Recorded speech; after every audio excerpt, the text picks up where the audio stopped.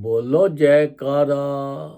बोल मेरे श्री गुरु महाराज की जय। सौभाग्यशाली प्रेमी गुरुमुखो, ये जीव को सतगुरु की बहुत ज़्यादा ज़रूरत है, क्योंकि बिना सतगुरु के ये जीव फिर 84 में फंसता रहता है और बार बार उसी में चक्कर काटता रहता है। सतगुरु ही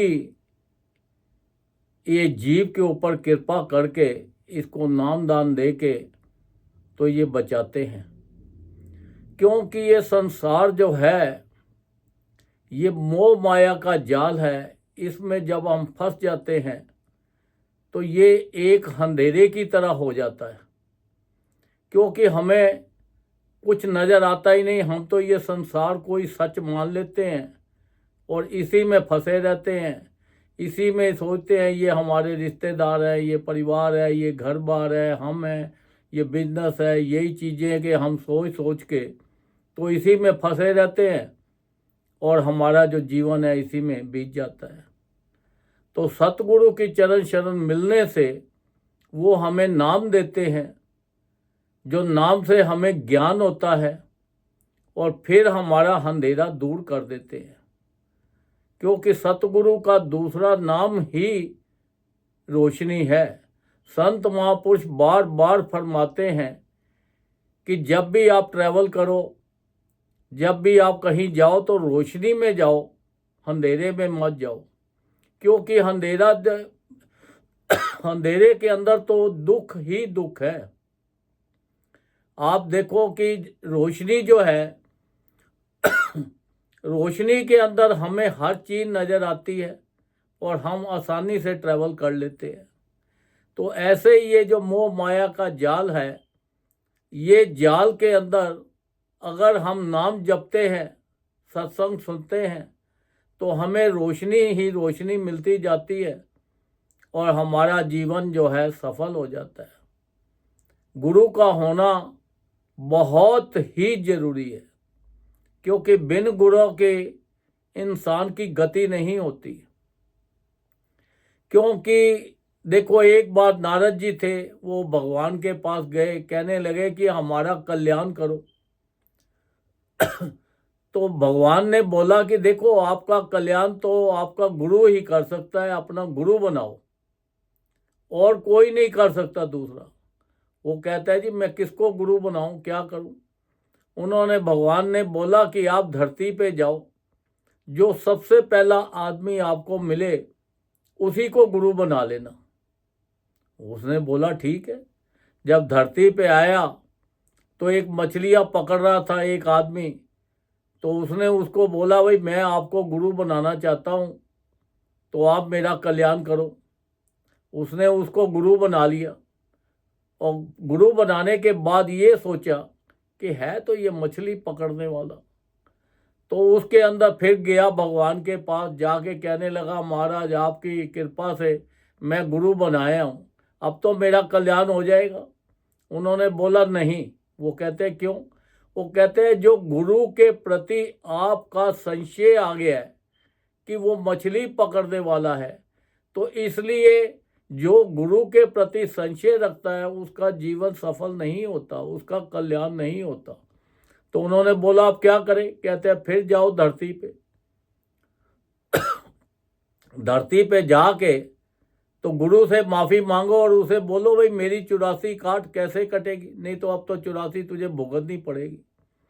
फिर वो आया धरती पे, फिर उन्होंने ढूंढ के उनको बोला गुरुजी मेरे अंदर थोड़ी सी कमी थी कि जो मैं आपके प्रति ऐसा सोचा, तो आप मेरी 84 काटो। तो देखो, जो संत महापुरुष होते हैं, सतगुरु होते हैं, वो तो साक्षात भगवान का ही रूप होते हैं, चाहे वो किसी भी इंसान के रूप में हो।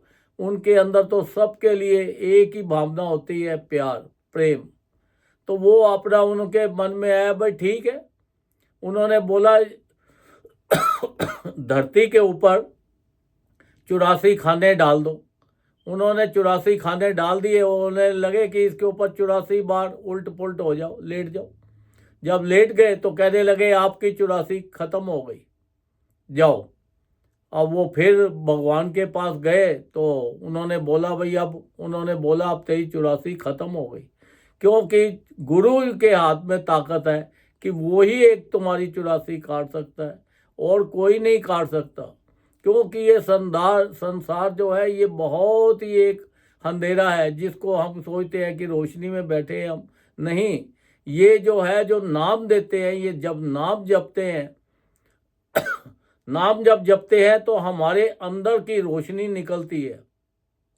फिर बाहर का जो है हमें ये अंधेरा ही अंधेरा नजर आता है, फिर हमें ज्ञान होता है।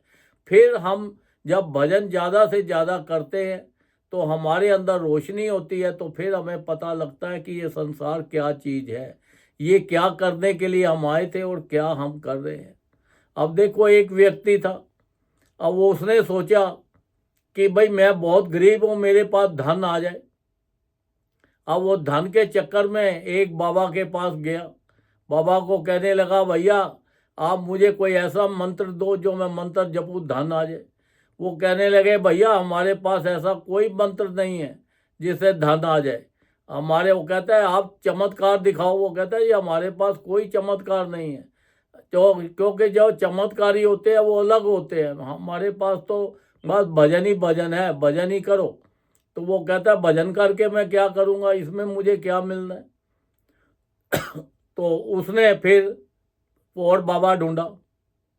अब वो बाबा को ढूंढा तो पूछा भाई आप तो बड़े चमत्कारी हो, पता लगा है आपकी बड़ी, तो आप मुझे धन दो। वो कहते हैं जी कोई बात नहीं। उसने एक मंत्र उसको दिया, वो बोलने लगा कि ये मंत्र को आप जपो बैठ के। अब मंत्र को जपा, कहने लगे ये मंत्र को जपने से एक विशाल आपके ऊपर बहुत बड़ी एक आत्मा आएगी, उससे वो तुम्हारे बस में हो जाएगी, उससे जो मांगोगे वो ही मिलेगा। उसने बोला ठीक है। कहता है उससे डरना नहीं है आपने, आप वो बस उसको अपने, वो तुम्हारे बस में रहेगी और तुम्हारा हुक्म मानेगी। उसने बोला ये तो बहुत अच्छी बात है। उसने जब बैठ के शमशान के अंदर बैठा और बैठ के उसने उस मंत्र का जप किया और एक बहुत बड़ा भूत आ गया, विशाल। आके उसने बोला था कि भाई डरना नहीं है, वो डरा नहीं। कहने वो आगे बोलने लगा, कहता जी बोलो मांगो क्या चाहिए, मैं दूं, मैं आपके वश में हूँ। तो उन्होंने बोला मुझे बहुत सारा धन चाहिए। उसने धन का साधन बना दिया इकट्ठा, मुझे बहुत सारे ये चीज़ चाहिए। उसने 50,000 जितने भी जो चीज़ मांगे वो फटाफट ले आए।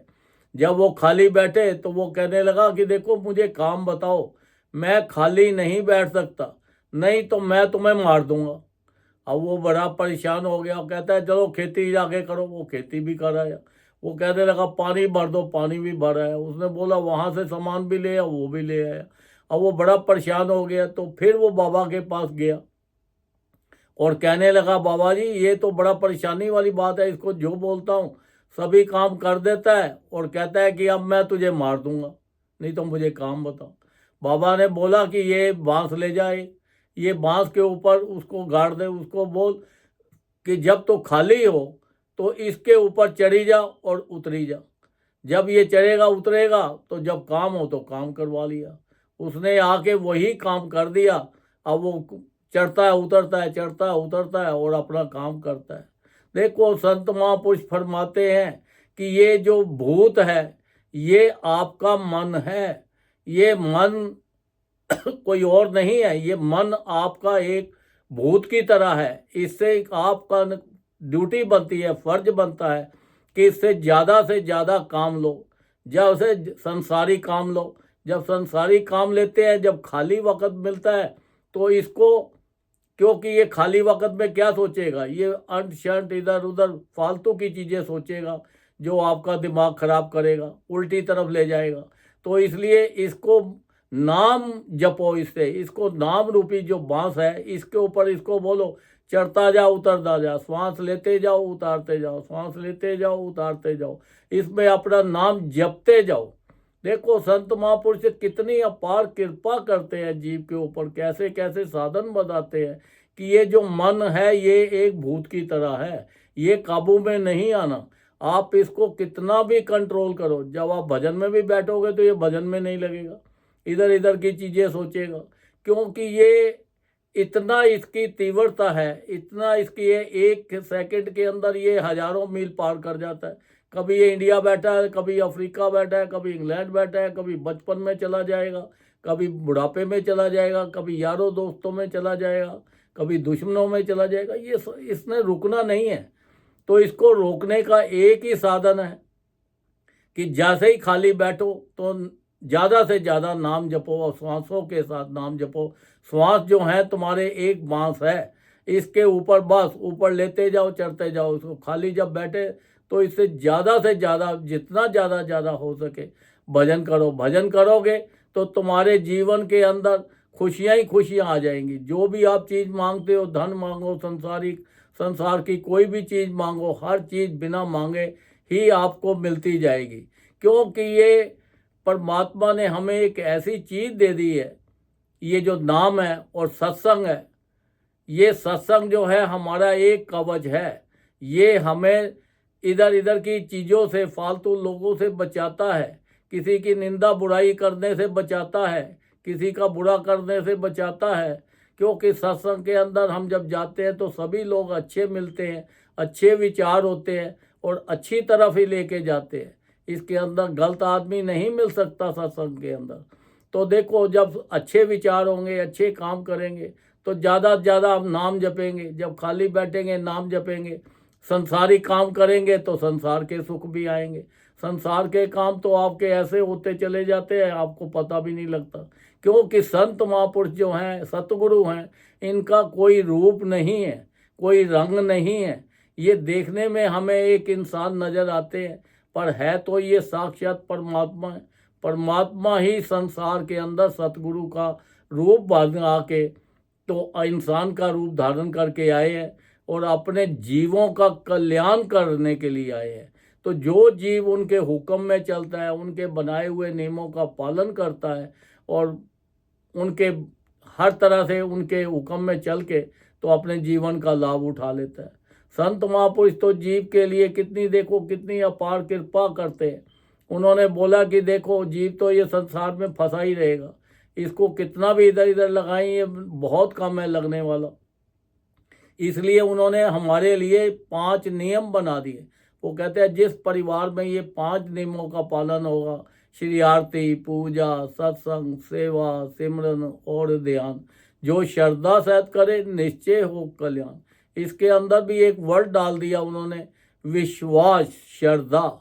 जो श्रद्धा विश्वास के साथ करता है उसके परिवार में कोई बीमारी नहीं आती, कोई दुख नहीं होता, कोई संसार के अंदर सारे सुख ही सुख मिलते हैं, वहाँ गरीबी नहीं होती। एक बार एक संत महापुरुष ने फरमाया कि देखो, हमारे सत्संग के अंदर, हमारे दरबार में कोई गरीब आदमी नहीं आएगा, बाहर लिख के साइन लगा दो। सब लोगों ने उसका ऑब्जेक्शन किया। वो कहते हैं जब हमने बोल दिया तो बोल दिया। तो जब उन्होंने लगा दिया तो वहाँ पे उनका कहने का मकसद ये था कि जो भी दरबार के अंदर आता है गरीब आदमी, वो अमीर हो जाता है, उसको वो गरीब रहने ही नहीं देते। तो जब भी आप संसार के अंदर, इतने साधन बने हुए हैं आपके, इतने आश्रम बने हुए हैं, जो भी इस आश्रमों में जाता है, सत्संग सुनता है, भजन गाता है, चीज़ करता है, तो उसके ऊपर गरीबी का तो नाम ही नहीं है। तो तंदुरुस्ती भी मिलती है, गरीबी भी हट जाती है। तो देखो, संत महापुरुष तो हर जगह के ऊपर आपका कल्याण ही कल्याण सोचते हैं। तो अगर जीव जो है वो संसार की चीज़ों में फंसा हुआ है, इसमें भटका पड़ा है, वो भटक के ही अपने आप को कभी वो खुश समझता है, कभी वो गमी आती है, कभी परेशान होता है। तो जब आप उनके ऊपर अपना छोड़ दोगे, संत महापुरुष फरमाते हैं कि अपना जो चिंता हमें दे दो और हमारा चिंतन आप करो। संत महापुरुषों के पास जब जाते हैं तो हम कहते हैं जी हमारी शादी हो जाए, बेटा हो जाए, नौकरी लग जाए, मकान बन जाए, ट्रैवल कर ले। तो संत महापुरुष सब चीज़ों का एक ही बात कहते हैं। वो कहते हैं ठीक है, आप भजन करो ज़्यादा से ज़्यादा। देखो, भजन में तो इतनी ताकत है कि आप जो भी मन में सोचते हो आपकी हर इच्छा पूरी हो जाती है, जिससे देखो आपका लोक भी सुखी हो जाता है और आपका परलोक भी सुखी हो जाता है। ये संसार के अंदर सारे सुख मिलते हैं आपको, संसार में आपको जहाँ जाते हो इज्जत मान मिलता है, हर चीज़ होती है। और जब परलोक में जाते हो तो वहाँ पे भी आपको बड़ी रिस्पेक्ट के साथ वहाँ पे ले जाया जाता है। देखो ये संसार छोड़ना तो सभी ने है, कोई ऐसा नहीं है कि जो कहे कि मुझे नहीं जाना, या चाहे आप रो या हंसो, खुशी से या गमी से, जाना तो सभी ने है। तो इसलिए क्यों ना हम खुशी खुशी से अपना संसार से भी जाए और अपना संसार की खुशियाँ भी प्राप्त करें, और ज़्यादा से ज़्यादा भजन करें। जितना ज़्यादा भजन करेंगे, जितना ज़्यादा सत्संग सुनेंगे, उतना ही हमें खुशियाँ भी मिलेंगी संसार की भी, और परलोक की भी हमें खुशियाँ मिलेगी। और संत महापुरुषों को भी प्रसन्नता होगी कि देखो ये जीव था, हमारे चरण चरण में आया है, तो देखो संसार के भी इसको सुख मिल रहे हैं और परलोक के भी इसको सुख मिलते हैं। ये जिस काम के लिए जीवन में इसको जीवन मिला था, इसका जीवन सफल हो गया। क्योंकि सभी का जीवन सफल नहीं हो सकता, क्योंकि सब जैसे जैसे कर्म करके आए हैं वैसे वैसे उनको उनका फल मिलता जाता है। तो देखो ये तो आपके अगर बुरे कर्म भी हैं, खराब भी हैं, कैसे भी हैं, तो संत महापुरुष आपके अच्छे कर देते हैं।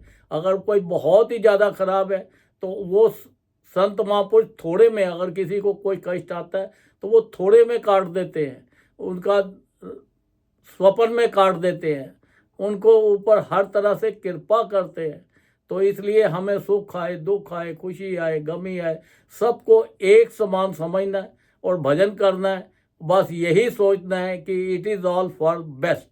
भगवान जो कर रहा है वो अच्छा कर रहा है हमारे लिए, क्योंकि उसने हमारे लिए, हम सोचते हैं ये गलत है, पर नहीं, वो अच्छा होता है।